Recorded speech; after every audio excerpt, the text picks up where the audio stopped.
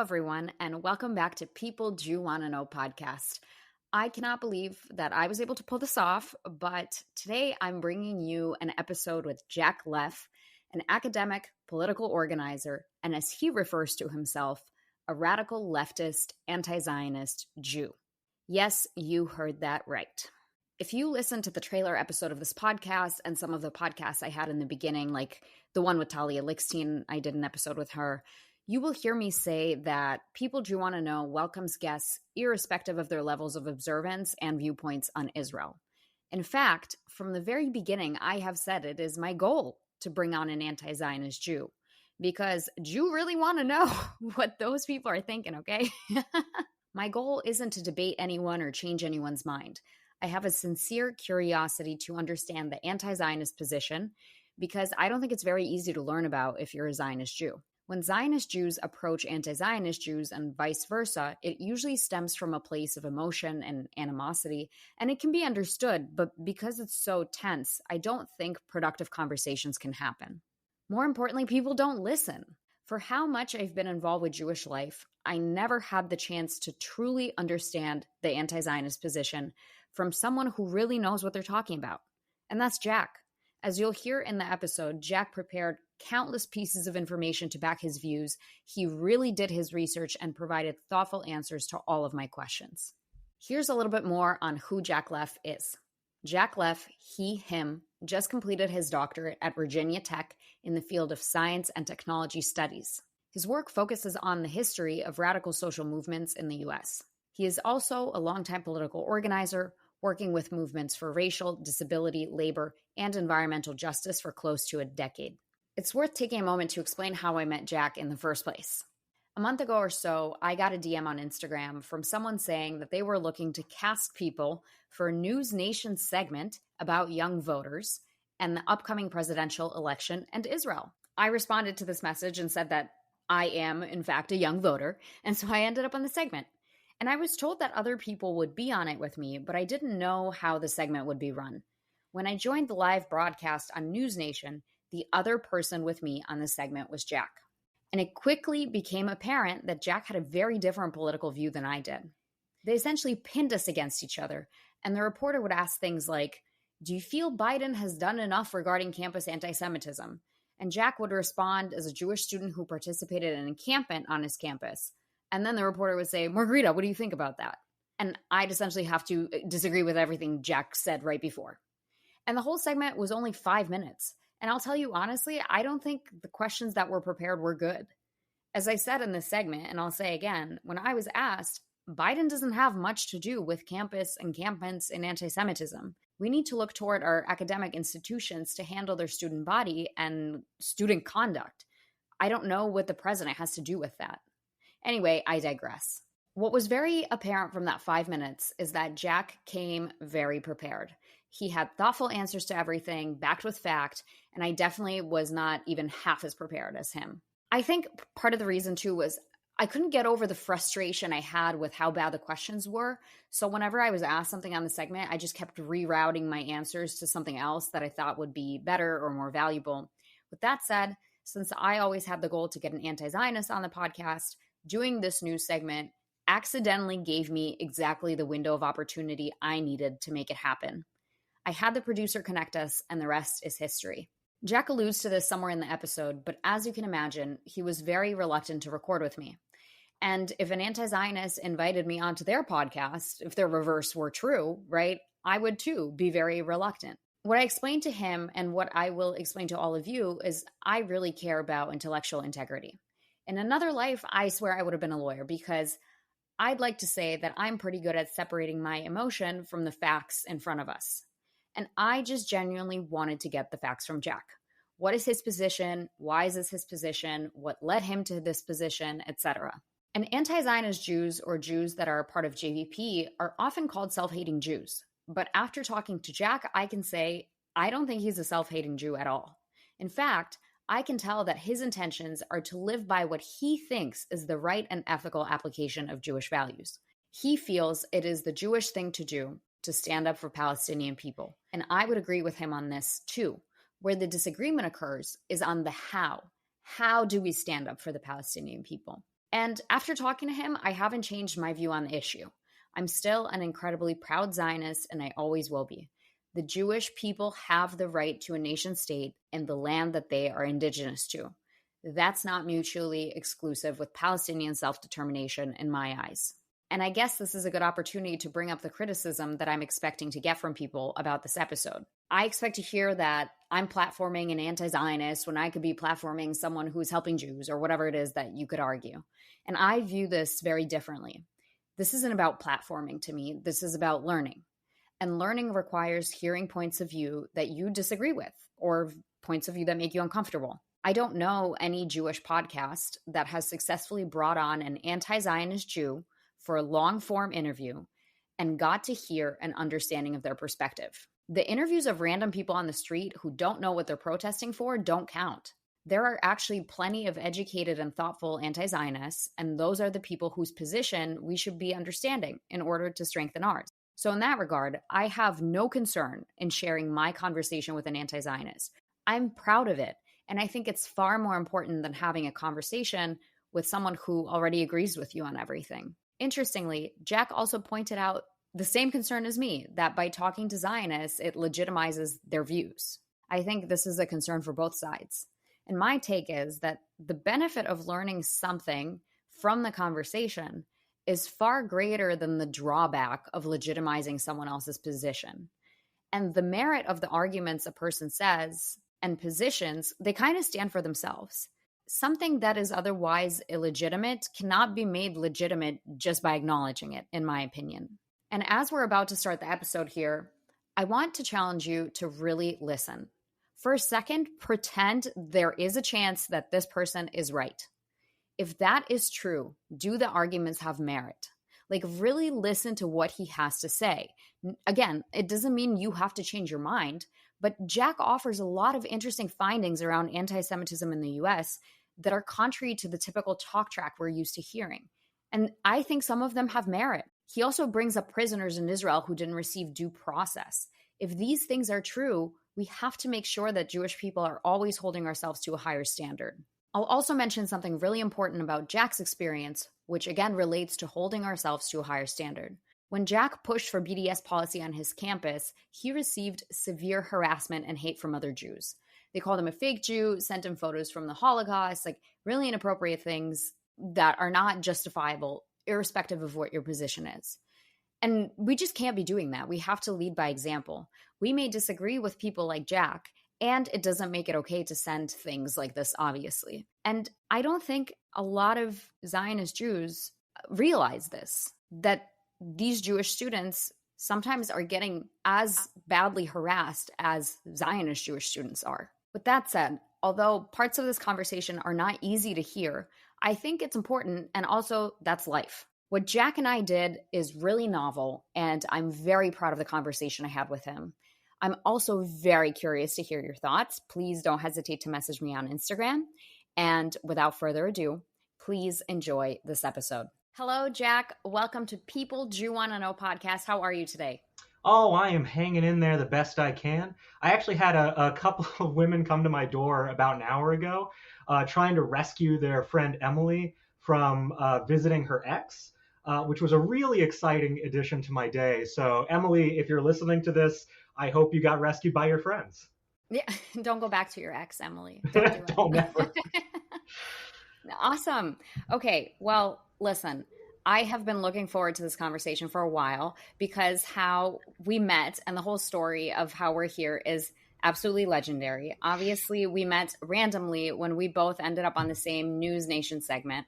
I'll tell you that I got on there because this reporter reached out to me on Instagram on my podcast account and asked if I knew any young voters. And I said, I am a young voter, so I'm happy to help. And I volunteered myself. I did not know what I was signing up for and that you'd be there. I didn't know what the purpose of the segment was, but I was curious to know, how did you get on the News Nation segment? Yeah, similarly random story. A few days before the News Nation segment, I had tweeted, and I don't have any followers. I am not a well-known academic or person. And I had tweeted that I'd finished up my PhD and then got arrested by my university for doing activism that I had previously won awards from that same university for doing, which I thought was pretty ironic. I was just sort of venting. And then it went semi-viral, at least viral for me. It had, I think, over 340,000 people see it. And that's when I got contacted by probably the same News Nation producer or reporter. At first, and I also didn't really know what was going to go on there. And at first I was a little hesitant because I was Googling News Nation, and it seems like their claim to fame was like promoting alien stories from Pentagon papers. But I decided to do it. Similar story to you. They had asked me if I knew any young voters. I said I was a young voter. And they brought me on to talk a little bit about that. Interesting. Yeah. Well, I didn't know we signed up for like an indirect debate. And so that's why when you watch that segment, you see me, I'm like, I'm not trying to debate this guy or whatever. I didn't know what to do with myself, but I knew that I wanted to talk to you. So on that note, here comes your first question. Tell us about yourself. What do you do and how did you get there? I am a Jewish scholar and activist. I was born in Boston, Massachusetts, and then grew up in North Carolina because my dad didn't want me to pick up the Massachusetts accent, which is probably fair. I did my undergraduate at Appalachian State University up in Boone, North Carolina, where I studied cellular and molecular biology. I very quickly realized that virology lab work was not for me. I'm also not very good at it. So I ended up taking a hard left pivot and sort of taking some political philosophy classes as I was finishing up my degree. And that led me to pursue a master's in ethics and applied philosophy in Charlotte, North Carolina, at the University of North Carolina at Charlotte. And so I had a really formative experience in Charlotte. There were sort of two things that happened simultaneously. The first is that I was getting an absolutely stellar education in political philosophy, ethical philosophy, and it really changed the course of my life. I got almost addicted to learning more about the world and having the way that I viewed the world reshaped in a way that really only philosophy can do. And it was wildly different from my biological training and some of the lessons I took away from that. But at the same time, I had realized that if I was going to study really complex political ideas, I needed to actually have some practical experience to back that up and not just sort of abstract theorizing. That was actually something that the program itself strongly encouraged. They wanted you to get that hands-on political experience. In my young 20s, I had participated in some protests in my undergrad. I was at a rally for better pay for adjuncts and resident life assistants, that sort of stuff. But in Charlotte, I really started to get involved in political organizing in a more serious way. I was part of the 2016 Charlotte Uprising, which was, you can think of it as sort of an early Black Lives Matter protest against the unjust police killing of Keith Lamont Scott, and then the unjust police killing of a protester 3 days later with a rubber bullet. This is also where I got tear gas for the first time, which is where my dissertation work eventually came out of. So I was doing some political work and did my master's in Charlotte for about 2 years before coming up to Virginia Tech down here in good old Blacksburg, Virginia. I currently actually live in Christiansburg, Virginia, and my one joke is that I'm the only Jew in Christiansburg. It's not a very good joke, but it is the one joke that I have for the town. It is kind of what you expect for rural Southwest Virginia, but I like it. And when I got to Virginia Tech and started doing my PhD, there were sort of two things that I was interested in. The first was to take my political experience and really push hard at Virginia Tech to try to make some substantial policy changes using that. And the other was to start thinking about this connection between my scientific and technical background, my political organizing experience, and some of my humanities and social sciences background. So I joined an interdisciplinary PhD program called Science and Technology Studies. Shout out to all my STS scholars out there. Not many of us, but those who know. And I started working on the political history of tear gas, as well as some of the medical literature and different problems that arise from tear gas exposure that aren't captured by the mainstream medical literature. I also started trying to make policy changes. I'm very proud of the fact that over my 6 years at Virginia Tech, I introduced about $500 million, that's $500 million or so worth of policy changes, including our environmental policy, a living wage for graduate students, $15 an hour minimum wage for staff, as well as some controversial stuff like a boycott, divestment, sanctions resolution that was ultimately unsuccessful, but did expose me to 11 weeks of death threats and anti-Semitic hatred. I got sent Holocaust images, got told I was a fake Jew, the whole 9 yards. And so I've had a really long and storied sort of history as a political organizer, but I'm very proud of the fact that my personal work, my activism mirrors my scholarship. And I take the fact that that is, or rather, let me put it a different way. I think that the fact that they are so deeply tied strengthens both. I think that the strong theoretical background lends itself to powerful organizing. And I think that the grounded experience of actually doing political organizing for the last decade gives me a really important perspective when it comes to political scholarship. And that's sort of my my life story in a nutshell. Very, very interesting. I guess the first question that comes to mind as a Jewish person is, Mhm. how the hell did you end up supporting BDS? Yeah, I get asked that a lot. It's interesting. I think like most Jews in America, I grew up in a secular Zionist household. My family practiced somewhat when I was younger, and then that sort of fell off as I got to high school. But one thing was made very clear to me even after we stopped practicing, and that is you cannot criticize the state of Israel. It was a sort of golden cow that you absolutely could not leverage any criticism or talk ill in any way of Israel. And this was made clear from pretty much all my family dynamics. And so for a long time, I think like a lot of young Jewish people, that was sort of my position as well as I moved about the world and went to college. But then slowly over time, I started getting exposed to other ideas. In undergrad, I started reading folks like Angela Davis, who's a rad Black feminist political activist, as well as an important scholar, and had work like that really transform the way I saw the world. But it really wasn't until I got to Charlotte that I started identifying with anti-Zionism. And it was actually at the same time I started identifying with my Judaism more strongly.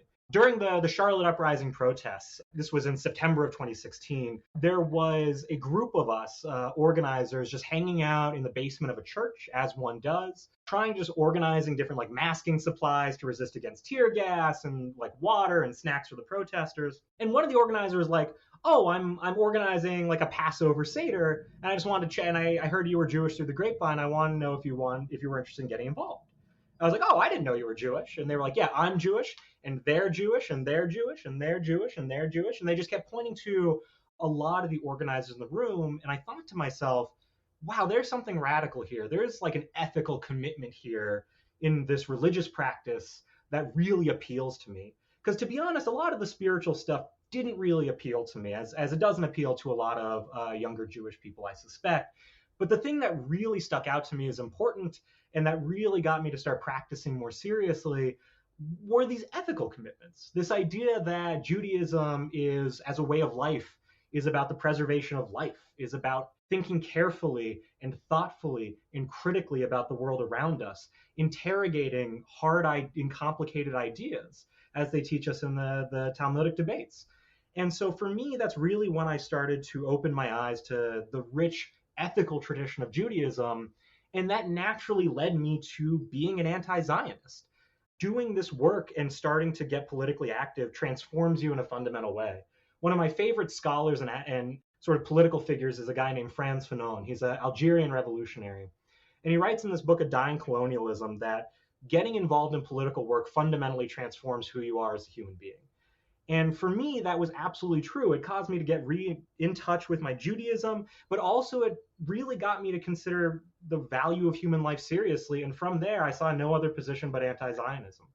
So when I got to Virginia Tech and I was putting forward a bunch of different policy changes, including a boycott and divestment campaign from fossil fuels and security technologies, so not singling Israel out, I thought it was important to also engage in solidarity with the grassroots Palestinian movement of BDS.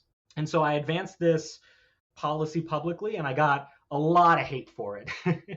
And I write about this in an open letter addressing anti-Semitism at my university that maybe it might be good to include in like the Instagram caption or something as well. But it's not hard to find if folks are interested in reading a little bit more about my experiences during this time. But it was a lot. And I think one of the most frustrating things about me is that it challenged my sense of Jewish community, because the people leading the charge were Zionist Jews, were organizations like Hillel on my campus and Hokies for Israel, which is, I don't have time to get into what a Hokie is. It's our mascot. It's a turkey. It's very silly.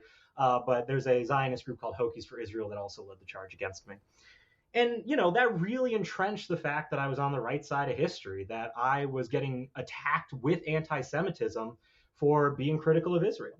And it really solidified just the moral certainty of my position there. This is very interesting. I have a couple of thoughts. Mm-hmm. So if I understood correctly, your point of view is you put the BDS concept on people's minds because you felt it did not align with your ethical beliefs or the beliefs you wanted your institution to uphold to continue to invest in Israel in light of the crimes you feel Israel commits and the things they do that prevent Palestinian people from self-determination and liberation, is what I understood.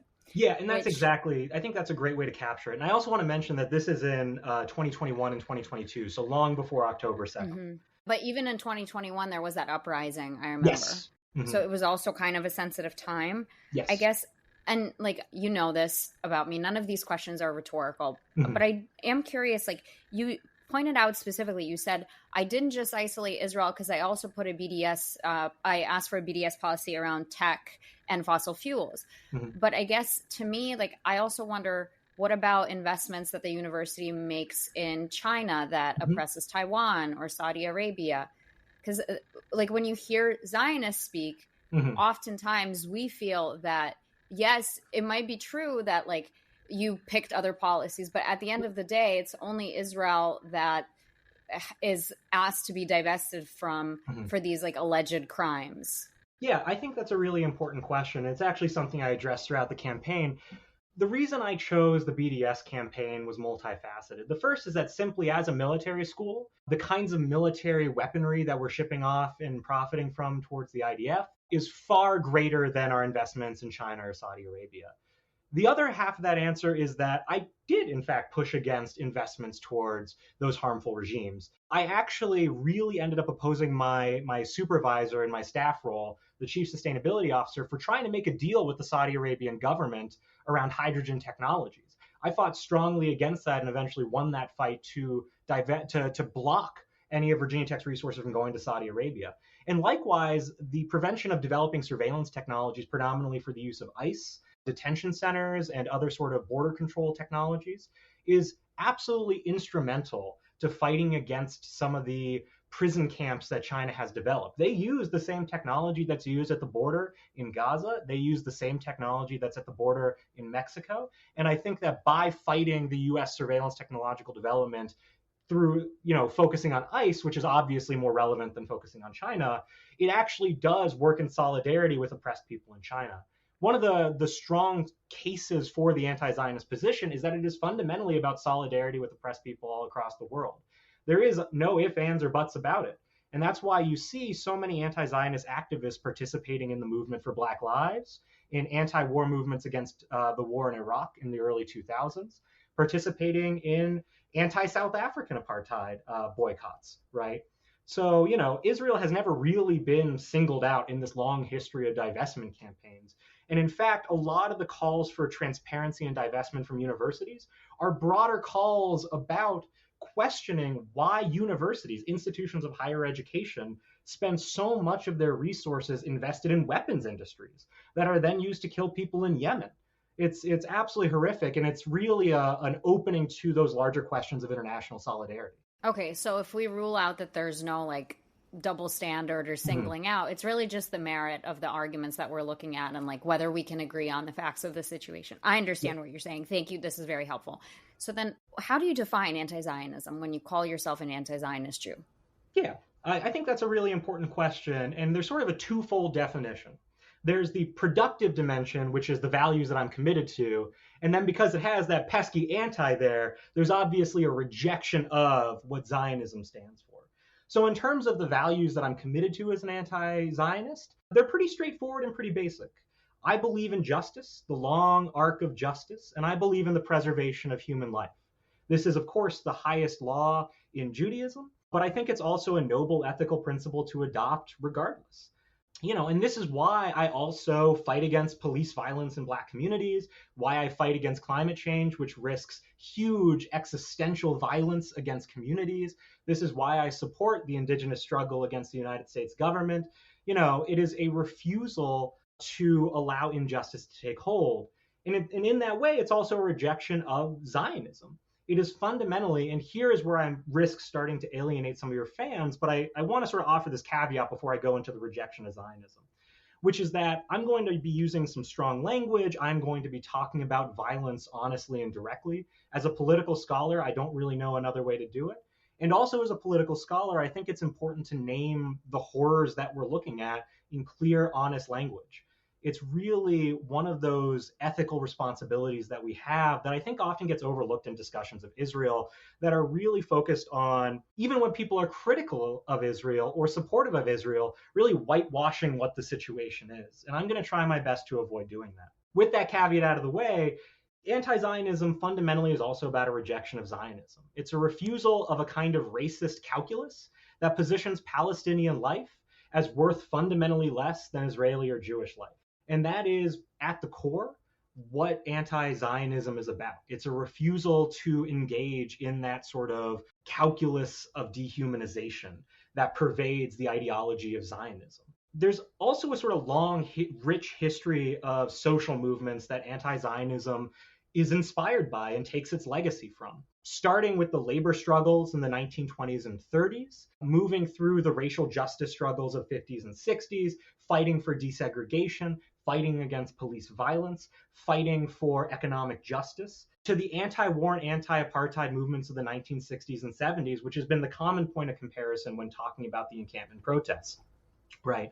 This is not the first time we've seen this strategy used. This is not the first time we've seen boycotts called to topple an oppressive regime. We saw it during apartheid South Africa, and it took decades, but it eventually worked. And that is the legacy that these encampments are drawing from.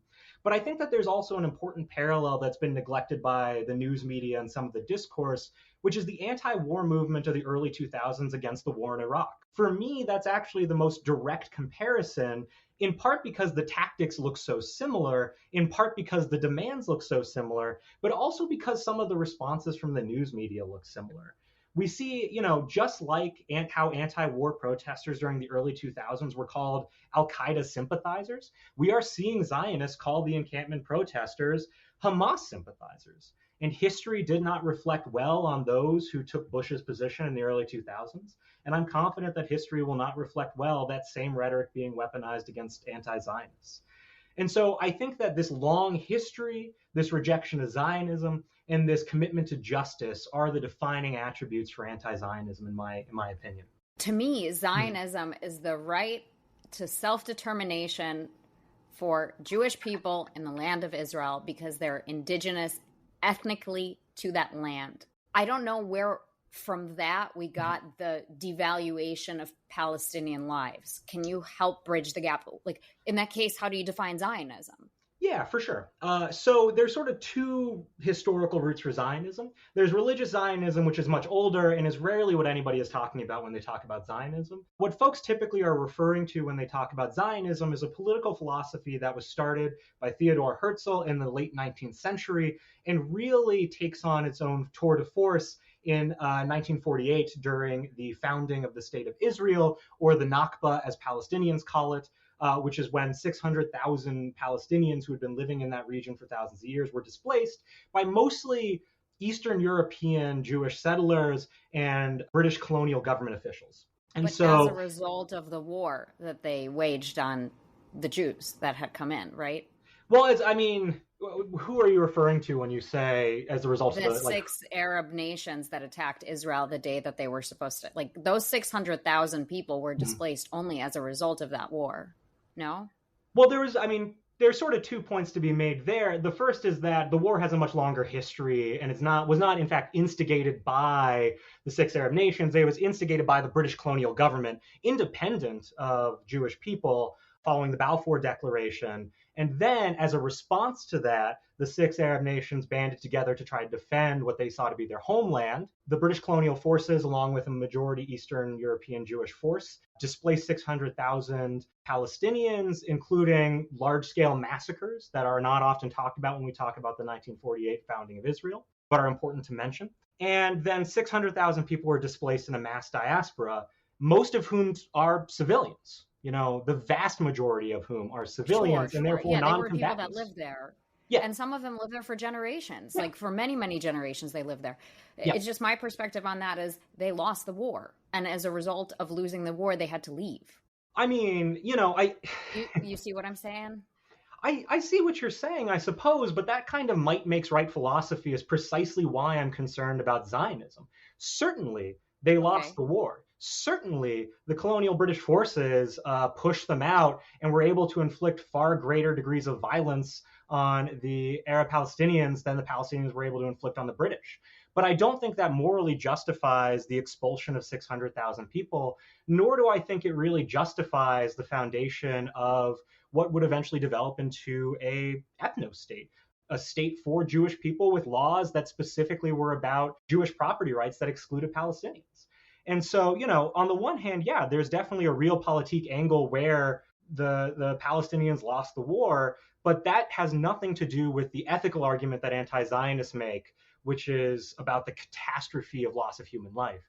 I mean, I'm against wars that the United States win. I was against the Korean War. I'm against the Vietnam War. I'm against the war in Iraq, which the United States did win, but had such a massive human casualty toll.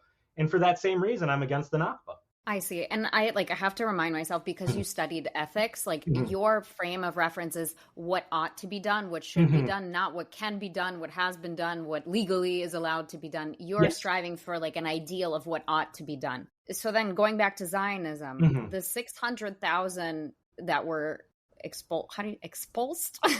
Displaced, yeah. There we go. Displaced? Thank you. That's the word I was looking for. Expelled. What does that have to do with Zionism? So Zionism doesn't call for that. So, there is, I think, a theoretical Zionism, but there's also a real Zionism, what Zionism does in practice. And what it does in practice is mass violence. And in some ways, this is actually tied to the founding philosophy of Theodor Herzl. I mean, he wrote openly that what Zionism seeks is a colonial state in Palestine. That is the phrase that he used. He modeled it after British colonial government. He wanted to see Palestinian Arabs displaced. This is part of the founding moment for political Zionism, and they followed through on that promise. And so this becomes one of the defining elements of Zionism as a political ideology. And that's partially why anti-Zionism is about a rejection of what anti-Zionists argue is anti-Palestinian racism, one that devalues the lives of those 600,000 displaced people and overvalues the life of Israeli and Jewish settlers, as though they have a unique entitlement to that land that those 600,000 civilians who are non-combatants don't. And I think that we can also, to sort of start to shift the conversation to present day, see how that violence has continued to materialize in ways that anti-Zionists argue are continuing to just be in that defining legacy of Zionism's violence, right? And here I think it's important to talk about the death toll following October 7th, because that, for me at least, is the focus of the campaigns that are going on right now, and the focus, and what needs to be the focus of the encampment protests and the news media coverage of them. Right now, the death toll from Gaza and from the Gazan Health Ministry is over 30,000 people, mostly children. And this has been confirmed by many different organizations, including many different Israeli organizations. But just yesterday, there was a publication from The Lancet, an esteemed British health journal, that offered a conservative estimate that as many as 186,000 Gazans were dead, or 8% of the overall population, based on other wartime statistics, and bodies that were, buried under the rubble and haven't been discovered. This is not the Gazan Health Ministry, which Zionists will criticize. This is not any of the human rights groups or the UN that Zionists will also criticize. This is The Lancet, medical journal. This is an article written by 3 doctors, many of whom had traveled and seen the conditions in Gaza to make this estimate. And they say that as a conservative estimate, something they feel confident supporting, so not even what it more likely is, we are seeing 186,000 people dead in Gaza. The depths of this violence are hard to capture, and I think hard to understand even when I repeat the statistic of 186,000 dead. There have been attacks on schools, on institutions of higher education in Gaza, and in fact, there are no universities left in Gaza. Attacks on museums and other cultural sites, attacks on hospitals, 2,000-pound bombs dropped on refugee camps, attacks on reporters that have made Gaza the most dangerous place for reporters in the world, more than Ukraine, more than Sudan, more than any other place on the planet. Israel has made Gaza the most dangerous site for reporters on the face of the earth, with over 150 killed by the IDF, including American journalists. Attacks on mosques and churches have been rampant. There have been tens of thousands of hostages taken by Israel and put into their prisons without due process. There was a recent article from, I believe it was Haaretz, but you can double check me on that, that testified, it was Bet Salem, that's what it was, excuse me, who testified that many of the people who are being held in Israeli prisons without due process are being sexually violated with red-hot rods of iron. And this has been happening for years, long before October 7th, but it has escalated since then. The International Criminal Court and the International Court of Justice have called Gaza a plausible case of genocide while they continue to try it. And I think that the evidence is overwhelming for that case. And Israel has long been labeled by most major human rights organizations, Amnesty International, Bet Salem, which I had mentioned earlier, Human Rights Watch, Forensic Architecture. So many human rights organizations have labeled it an apartheid state long before the ethnic cleansing that we're seeing in Gaza. And quite frankly, the international consensus on this is clear. There is no disagreement. That is what is happening. Israel has apartheid-like conditions and is plausibly engaging in genocide. And I would say more than plausibly. They are engaging in genocide and ethnic cleansing in Gaza. But more than that, I want to bring back the attention to the volume of dead. That is 186,000 Palestinian lives that are valuable, fully fledged human beings that are as valuable as any other life on the planet. And the fact that that is not the focus of every conversation whenever Israel comes up is a moral tragedy. And it is also the end result of Zionism. I mean, that's what we see Zionist political leaders endorsing. Itamar Ben-Gvir says he wants to wipe Gaza off the face of the earth. He said that multiple times. That's a direct quote. Benjamin Netanyahu has said also horribly things. They are not outliers. They are emblematic. They are the leaders of the Zionist state. And this is what past presidents of Israel have said, almost word for word. And so for me, Zionism is fundamentally inseparable from this violence. There is no theoretical Zionism that can be brought into this world that doesn't have the albatross around its neck of 186,000 dead human beings in an attempted ethnic cleansing.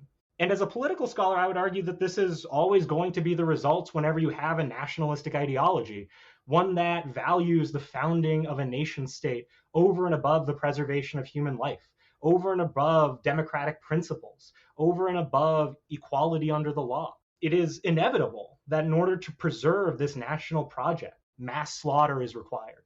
And we see that in the United States. We're seeing that in Russia. We are seeing that in every nationalistic country on the face of the earth. And that, to me, is the real enemy, of which Zionism falls squarely in the same category. Thank you for preparing all of this data for this conversation. I really appreciate it. This has been really interesting to hear. I'll share my point of view on this, not to prove anything to you, more so that listeners understand what my thoughts are on this. Sure. My first thought around this is the numbers that are provided by human rights organizations. In the case of an organization like UN, the UN funds terrorism. The employees of UNRWA were confirmed terrorists that helped facilitate the attacks on October 7th. And when I hear things like around Israel shoots schools and hospitals, there's confirmed proof that there were weaponry and terrorist headquarters in a lot of these places. As it pertains to refugee camps, I know that there is a lot of collateral damage, and these numbers, even if they're smaller than what they're quoted, are still highly significant and not irrelevant by any means. What a number greater than one is too much, frankly. But my deep belief, and it comes from a place of care for human life, is that Hamas has implicated their people in this situation by putting them repeatedly in harm's way. I don't support Hamas. I don't support a Palestinian state that is governed by Hamas, although I deeply believe in the self-determination of the Palestinian people. And more importantly, I don't think Zionism excludes the self-determination of Palestinian people, because where I disagree with you is I don't think Zionism says that there should be no Palestinian land or, no Palestinian state. With that said, what you're explaining, what I'm understanding is, well, Margarita, let's take a look at the historic application, look at how many Palestinians have died, which I understand. And my point of view on that I'll share to the listenership is none of those incidents were started by Israel. All of the violence that has occurred, all of the wars that have occurred, Israel is on the defense and not on the offense. That is my position on that. With that said, hearing you break this down, piece by piece, is, I think, incredibly valuable for people who don't hear this point of view so often. And I have to thank you for that. As we know, we may not agree, but to me, it is tremendously helpful to understand where you're coming from. And I really appreciate the opportunity. I want to transition to something that I think is fascinating just about your background in the last 9 months for you. You participated at an encampment in Virginia Tech. I don't think anyone has been interviewed on this topic. So to me, it is a huge privilege to have a chance to speak with you and get your point of view. A lot of what we talked about offline is that you feel like encampments have been given this reputation and are not correctly reported on. My take on it is they're not correctly reported on because nobody was let in for it to be reported on. People were forbidden from entering. So I'm dying to know, what it was like, what you learned, what you saw, everything, whatever you're willing to share. Yeah, absolutely. And first off, I just want to say that the news is really bad at reporting on social movements. And that has always been the case. The news was horrible about reporting on the my favorite example is the news reporting on civil rights movement, precisely because in the lens of history, the civil rights movement is seen as this paragon of social movements, this morally unassailable social movement that is the best the United States has to offer. But if you look at the news media coverage at the time, it was people saying that Martin Luther King Jr. was a terrorist, that the civil rights movement was going to be the end of America. They were fixating on individual actors. They were refusing to interview the organizers. You would actually be surprised to learn how few interviews there are with MLK Jr., not to mention the far less famous but no less impactful organizers that supported social movements. And the same is true for the Palestinian encampments, right? If you look at the news reporting on the encampments, you see people like Morning Joe, so not even the Fox News crowd, but like Morning Joe, not interviewing a single organizer from the encampments, and instead putting on that one guy from Shark Tank, right? Or critics in the encampments like Shai Davidai, who I'm going to probably use as a stand-in for moderate Zionists. I know you had him on the podcast before, who had never been to an encampment, who had no firsthand knowledge, and using that as the proxy for trying to understand what was going on, or using official police reports, which is hugely problematic. And in some ways, the lack of coverage about the encampments also mirrors a lack of coverage from the international news community around what's happening in Gaza broadly. I do want to push back quickly against your points, specifically around the fact that UN is dominated by Hamas because a few UNRWA aid workers were allegedly found to be in cahoots with Hamas. My understanding of that story is that because Hamas was the ruling government of Gaza, they were working with Hamas to distribute aid, that they were not members of Hamas, that they were not politically affiliated with Hamas, but that then right-wing Zionist organizations slandered those UNRWA employees as Hamas and then used that to paint the larger aid group, as well as the entirety of the UN, which is, of course, a constellation of, hundreds of nations, as entirely in the pocket of Hamas, which I would dispute strongly that predilection, and also point to some of the other human rights groups I named in my sort of longer spiel about some of the violence. So I wanted to quickly touch on that because I feel as though it really is an important point to cover in how badly reported on these encampments are. There's just a huge amount of misinformation about what goes on, what they're about. And so I want to take this moment to clear it up. First off, they're protest spaces. They're about political action. So in that way, they're very serious. The focus is on Palestinian life and defending Palestinian life.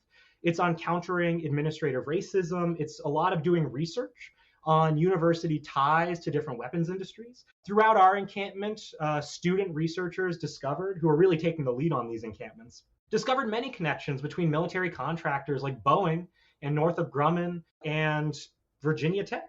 So there was a lot of academic work happening there too.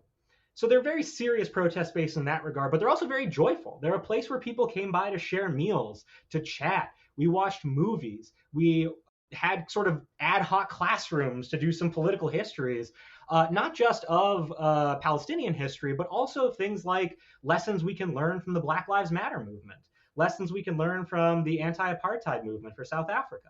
Really fun stuff. There was a lot of reading and studying happening. This was taking place around finals. A lot of the students were working hard. A lot of conversations with passerbys that were civil and happy and difficult conversations, but important ones nonetheless. It was just a pleasant communal environment that really focused on developing a sense of community. And one thing I want to mention is that it was also a very Jewish space. Palestinians and Muslims were probably the biggest group of people in the encampment, but the second biggest by far were Jews. I was surrounded by probably a dozen Jews every day. And, again, if you remember my joke about living in Christiansburg, we're in rural Southwest Virginia. That's quite a lot. There were probably more Jews that went to the encampment than went to Hillel's October 7th memorial event. It's staggering how Jewish these encampments are.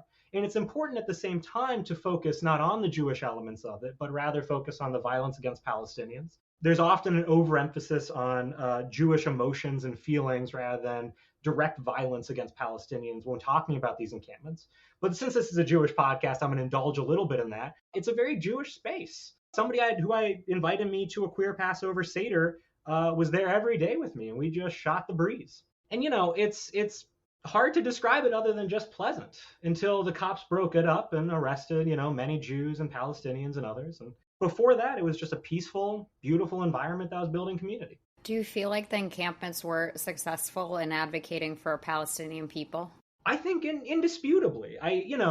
One of the things that gets talked about with these encampments is this idea of unpopularity. And if you look online, you see a lot of criticisms about the encampments that it's like, oh, by holding space on a college campus, you're turning people away from the cause. And I think it's important to remember the long history of social movements in that no social movement is popular. The anti-apartheid protests, the anti-war protests against Vietnam were incredibly unpopular. And you saw the exact same rhetoric being used, weaponized against those activists. In the early 2000s, when there was a huge upswell of campus protests against the war in Iraq, which were proven to be successful, what was the rhetoric that people used? You are poisoning people against your position. You are Al-Qaeda sympathizers. You are immoral. You are un-American. It's the exact same lingo, but they were proven correct. And as a scholar of the history of social movements, I confidently can say that the encampments are successful. This is the first time in American history that I have seen public opinion turn against Israel in a serious way. This is the first time I've really seen any criticism of Israel from the news media. And it is an insufficient criticism, in my opinion. But nonetheless, the fact that we're seeing any sort of public criticism of Israel, any sort of breaking with Zionist talking points, any politicians running campaigns on criticizing Israel and supporting Palestinians, I think speaks to the power of this student movement. And it is only the start. One of the most beautiful things I saw was actually during the arrest. So me and 81 other people had our arms linked. We were chanting. We were protesting the police using violence to break us up. And right across the street, there was about 1,000 people who had come out to support us, more than at any other time during the encampment. We'd had a couple hundred people at its peak. More reasonably, we probably had 40 to 50 people meandering around the camp at any given time. But when the arrests were happening at 2 a.m., we had 1,000 people there cheering us on and supporting us. And that's 1,000 people who are now politically engaged, who are willing to criticize the university and the decisions that it makes in ways that they would not before. And that transformative power is what I find beautiful about social movements in general, its ability to really cause people to think differently about the world. But I think it also speaks to the direct changes that the encampment protests have had on the zeitgeist, on public opinion about Israel, and especially among Jews. Young Jews are now more critical of Israel than ever before, and critical about Zionism specifically.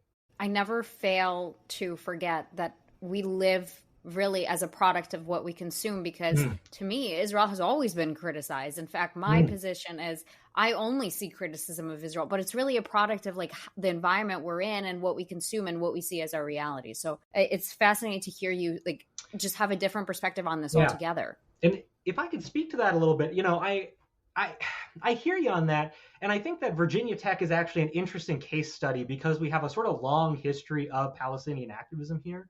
One of the things that I think folks who, especially Northerners, don't understand about the South is that it's a really interesting and complicated region that really defies a lot of the simple stereotypes that get applied to it. So one of the things I think might interest folks who are unfamiliar with sort of the New River Valley area is that we are actually a big hub for the Palestinian diaspora and for sort of larger Arab diasporas from different Middle Eastern countries.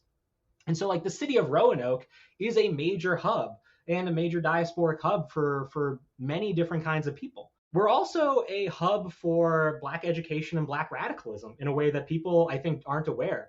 The first public or private school specifically for furthering Black education was the Christiansburg Institute in my neck of the woods, which is something that I don't think people realize.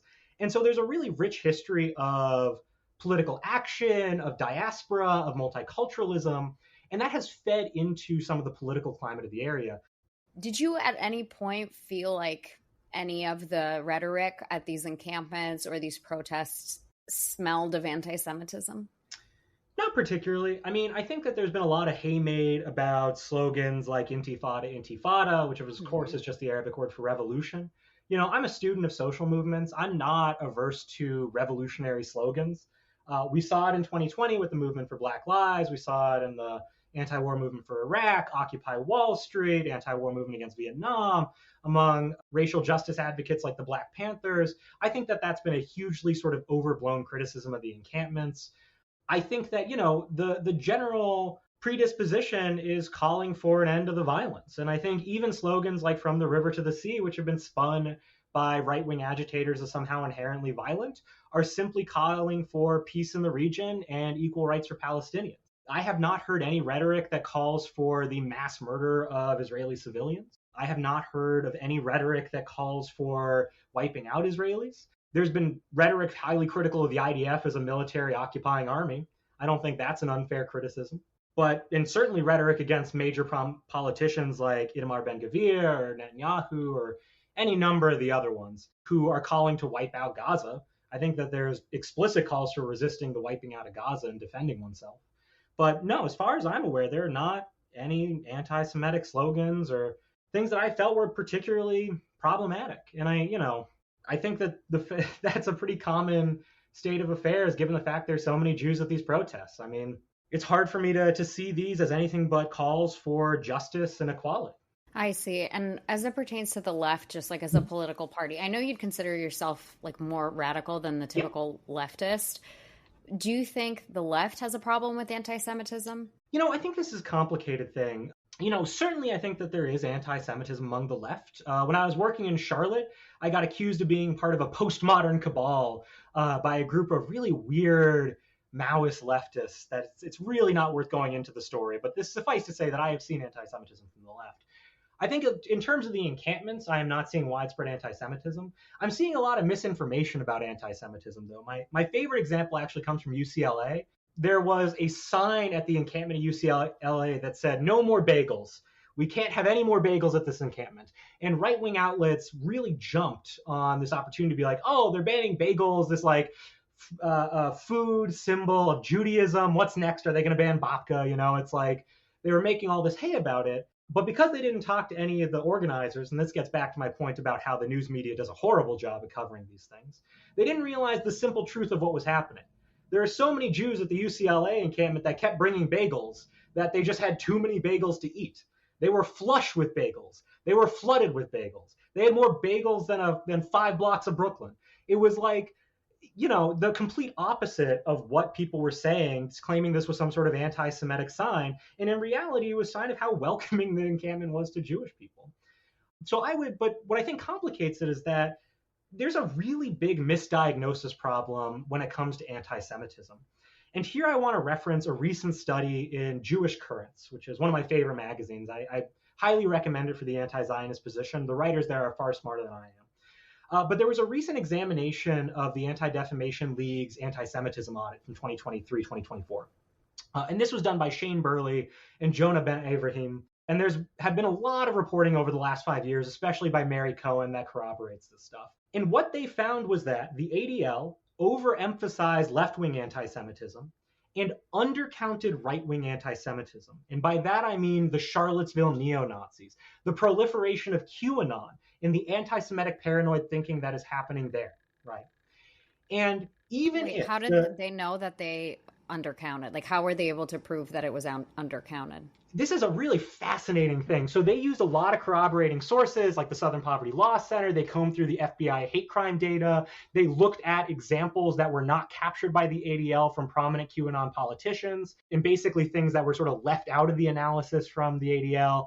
And they were able to get a really comprehensive list. I strongly recommend folks read this article. It is an incredible case of social scientific research. So what they found was that even if you count all of ADL's examples of left-wing anti-Semitism, which they give very good arguments for why you shouldn't, the bagel example is my favorite, but there's a ton of other similar cases that are promoted by the ADL as examples of anti-Semitism that if you actually dig into them are not. But even if you give the ADL those cases, by an order of magnitude, the largest driver of anti-Semitism in the United States is right-wing groups, right-wing hate groups.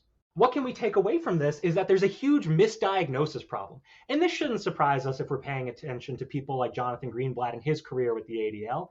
He's cuddling up to folks like Elon Musk, who are right-wing lunatics who promote anti-Semitism. He is a big fan of anybody who supports Israel, whether they're an anti-Semite or not. We shouldn't be surprised by the fact that organizations like AIPAC, who claim to care about anti-Semitism, are funding at least 12 insurrectionist candidates who openly were at January 6th and are making their campaigns off of them, who support QAnon, who support other right-wing conspiracy theories that promote anti-Semitism. We have people like the Milstein Foundation funding organizations like StopAntisemitism.org, the largest pro-Israel group, CUNY, I forget what it stands for, it's Christians United for something for Israel, as well as Prager University, a promoter of insurrectionist ideology and QAnon, as well as right-wing anti-Semitism. There is so many of these connections between anti-Semitism and right-wing groups, and Zionists are happy to cuddle up with a lot of these right-wing organizations if it means defending Israel. And so for me, I think that if we're interested in fighting Israel, we first need to solve this misdiagnosis problem. We need to understand where the rise in anti-Jewish hatred is coming from, because it is coming from these conspiratorial QAnon folks. It's coming from fascists like the Proud Boys, who, by the way, I have fought many times before and who absolutely hate me. It is coming from white nationalist groups like Three Percenters. It is coming from the Charlottesville Unite the Right rally folks. Like, neo-Nazism is on the rise. Fascism is on the rise. And so when I hear Zionists handering about left-wing anti-Semitism from 19-year-old students at protests and not paying attention to how AIPAC is funding outright QAnon conspiracy theorists, I have to question whether you're in the fight against anti-Semitism. And there's one last point I want to make locally. 2 days after the arrest at the encampments, and by the way, the arrests at these encampments are mass arrests of Jews too. That is anti-Semitism. That is weaponizing the police against Jewish activists. We should be against that if we're in the fight against anti-Semitism. But 2 days after the arrest at the encampment, where I and many other Jews were arrested, our local chapter of Hillel brought Jason Miyares, the Attorney General, invited Glenn Youngkin, the governor of Virginia, and many other conservative politicians to come celebrate the arresting of Jews and the cracking down on protesters. These are people who openly deny the results of the election, who openly endorse QAnon candidates and whose political ideologies support the Unite the Right rally neo-Nazis at Charlottesville. That is who Hillel felt comfortable bringing by to celebrate the cracking down of arrests of Jewish activists. And for me, this is the frustrating thing. We have to recognize where anti-Semitism is coming from, and we have to tackle it. Because there were not Zionists as part of the anti-fascist bloc fighting the neo-Nazis in Charlottesville. But my friends were there. The anti-Zionists were there. Much like they were there supporting the movement for Black Lives against the police, much like they were there supporting the anti-war movement against Iraq, anti-Zionists have been part and parcel of all these movements fighting right-wing fascism wherever they can find it, sometimes by force. People shy away from violence, but it's probably good that I think that the anti-fascists who fought the neo-Nazis in Charlottesville are heroes. They used violence. They beat the neo-Nazis with sticks. That's good in my mind. I think more neo-Nazis should get beaten with sticks. And that is who is fighting anti-Semitism. It is not groups like AIPAC who are funding it. It is not groups like the Milstein Foundation or StopAntisemitism.org or Christians for Israel or Prager University or the Hillel organizations who feel comfortable bringing these QAnon wackos by, right? Like it's the left-wing activists, as it always has been. It's the anti-fascists. And so I think that if we want to continue this fight against anti-Semitism, we need to continue to build an anti-fascist coalition that recognizes the threat. There's just no other option. Now that's serious and scary work. Yeah, thinking about this, it just makes me feel like shit as a Jewish person because there's no political party that supports Jewish people holistically. Like, this is a case of the ands. Like, yes, there is anti-Semitism on the left, and there is still more anti-Semitism on the right than there is on the left. But the problem to me is that there's anti-Semitism full stop. Sure. So, we're screwed. And I don't disagree with that. But I also want to say that, one of my favorite quotes is by a Black Panther named Stokely Carmichael or Kwame Ture. He changed his name to Kwame Ture, but he's also commonly known as Stokely Carmichael. And I think about this a lot. I think about this every day, and it's sort of my political North Star. Stokely Carmichael was a radical Black man, and he said, if a white man wants to lynch me, that's his problem. If a white man has the power to lynch me, then it becomes my problem. And for me, when we're interrogating anti-Semitism, that is the political litmus test that I hold. Are there people on the left who don't like Jews? Absolutely. Do they engage in harmful anti-Semitic conspiratorial thinking? Absolutely. I'm not seeing it at the encampments, but I'm also not going to deny that it exists. I'm not going to be dishonest. But who holds power in this country? It is not some group of Maoists who accuse me of being part of a postmodern cabal. It is Joe Biden, who openly lies about Palestinian Jewish activists at these encampments. It is Donald Trump, who calls for wiping Gaza off the face of the earth. It is the insurrectionist candidates who are getting scarily close to getting a majority of power in the Congress and Senate. It is the QAnon conspiracy folks who evolved out of the Unite the Right rally and are now a mainstream political ideology. It is people with actual political power. And I think that when we conflate these two things as equal, some random 19-year-old who has some weird beliefs about lizard people, and then Donald Trump, one of the most powerful human beings on the planet, we do a disservice to ourselves in diagnosing where the real threat of anti-Semitism is coming from. Because if some random lefty doesn't like the fact that I'm Jewish, that's his problem. But when the person who controls the police and the military doesn't like that I'm Jewish and wants to see me killed for my activism, then it becomes my problem, and it becomes all of our problems. And I think for me, that's the litmus test. That's a very interesting take. And I guess as we wrap here, my question for you is, imagine you had like a magic wand and this war could end exactly how you want it to, and the future for Palestinians and Jews and Israelis is up to you. How do you think this ethically ought to be resolved? What is the ethical correct outcome? Yeah, I want to be careful not to erase Palestinian activists and intellectuals here. This is not a political position I tend to take a strong opinion of. I am willing to change this position. I want to make that clear. But for me, currently, I'm a big believer in a one-state solution that is secular, that dissolves the apartheid laws, that has different legal status and citizenship status for Palestinians than for Israelis.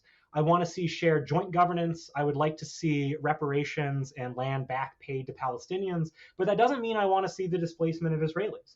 I want to come to a solution where there is one state where folks can live together.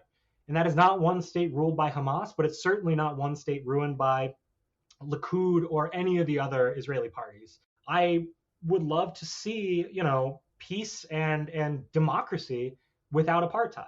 And so at the end of the day, I think that that's my sort of modest proposal, if I'm allowed to offer it.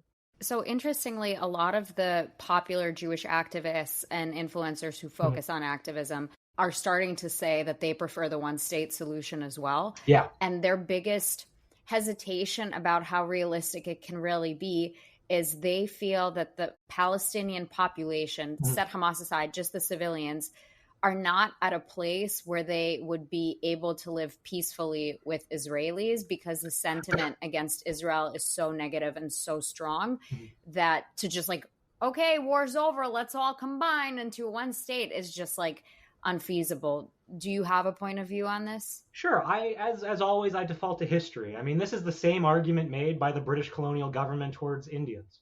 This is the same argument made by the United States against indigenous people. This is the same argument made by white South Africans towards black South Africans. It is, to be honest, a racist argument that dehumanizes Palestinians as incapable of rational thought in coming to the table to compromise. And I think that I would just reject the premise. I think that people can come together. And out of the two groups, I'm more worried about the Israelis who are calling to wipe Gaza off the map, the Ben-Gavirs of the world. They're the ones who really scare me. And so I'm not particularly persuaded. I think that history is unkind to those kinds of arguments. And I would really encourage prominent Jewish activists to study their history and to take seriously the parallels between this movement and the historical anti-war movements, as well as the movement against apartheid in South Africa. Because a lot of their rhetoric sounds awfully close to the people who supported white South Africa. Scarily close. And I hope that that gives them pause. My stance on this is I too would love to see us get to a point where Israelis and Palestinians can live in peace. And I too worry about the radical right in Israel that wants to see Gaza made into the next Disneyland or parking lot. I think it's really problematic.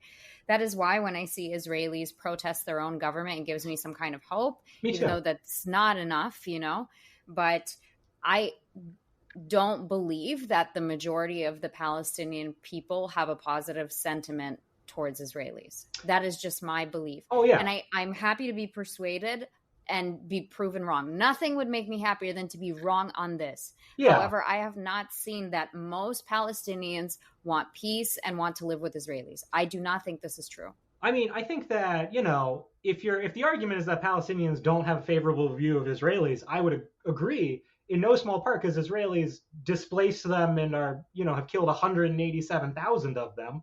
I too would have a negative perception of Israelis. I think that where we might disagree is, I think that at the end of the day, human beings crave peace. I think that fundamentally, I am not promising a lack of conflict. I am not promising an easy peace. I do not think that there wouldn't be conflicts should a one-state solution arise, or that there might even be violent conflicts. But I think ultimately, when we're talking about an ongoing ethnic cleansing, it is important to move us to a space where we can start to build towards that peace, rather than worry and hand-wring about the possibility of violent internal conflict. Because that is not the same as ethnic cleansing. And I think that has to be stated and partitioned off. And I guess we're also talking about this like in a hypothetical. Yeah. But the thing that I keep coming back to is like, Hamas is not willing to accept that.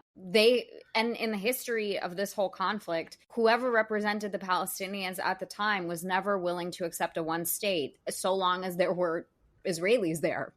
So like, are they going to change their minds all of a sudden? Since we're out of time, I would defer to Mark Lamont Hill's fantastic book on Palestine for a sort of more in-depth history of precisely that question. But just to give sort of like a tip to folks who don't like Hamas, and I count myself as one of them, organizations like Hamas benefit from violence. They benefit from the mass slaughter and the resentment that is built from mass slaughter.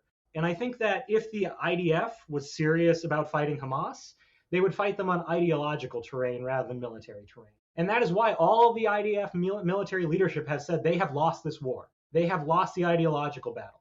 Hamas is going to be bigger after this attempted ethnic cleansing in Gaza than they were prior to it, because when you attempt to genocide a population, they will naturally turn to any military force that resists that genocide. And quite frankly, that is Hamas right now. And I do not like Hamas. I do not like their targeting of civilians. I do not like the fact that they took hostages. But if you want to dismantle Hamas, much like if you want to dismantle Al-Qaeda, you cannot engage in war. Muslim extremism in ISIL and Al-Qaeda are stronger now than before the war in Iraq because of United States intervention and the killing of hundreds of thousands of Iraqis. Same with Afghanistan. If you want to end Hamas, you have to engage, like you cannot commit an ethnic cleansing. That only empowers them. And so, it's unsolicited advice, but it's something that the IDF knows, and they're continuing to do this anyway. So it forces me to question, do they care about actually stopping Hamas? I don't think so. There is no evidence that suggests that to me. Instead, I think that they're interested in committing an ethnic cleansing. That seems to be their modus operandi. Very interesting. Thank you for your thoughtful answer. I've learned a lot about your point of view today, and I know everybody listening has learned a tremendous amount of things we've probably never heard before. Like I can say, honestly, I've never heard anyone talk about this. So I appreciate it. So on that note, how can people connect with you and learn more about your work? Oh boy. I'm an academic, so I have a couple of publications. I'm going to have a piece out probably early next year about international chemical warfare conventions and colonial governments, including Israel. If that interests you, check it out. I wrote a dissertation. If folks are interested in learning about my work on tear gas, they can read my dissertation. And then, if folks want to yell at me, my Twitter handle is @JRLFdist or Jack Rants Leftist. My last name is Leff, so I sort of had a play on words for being lefty. More than welcome to find me and shout incomprehensible at your screen and hope that I hear it. I always love it. I'm one to appreciate a good pun, so that's a high five. And last question for you, Jack. It's one that I ask every single guest of the podcast. Who would you like to nominate for People Jew Want to Know? All right, since I'm long-winded, I'm going to give two, but I'm going to try to do it fast since I talk quickly. I believe you mentioned, and correct me if I'm wrong, that I could nominate folks who are no longer with us. And so the first person I want to nominate is the anti-war activist and brilliant historian, Howard Zinn. He is truly a tour de force.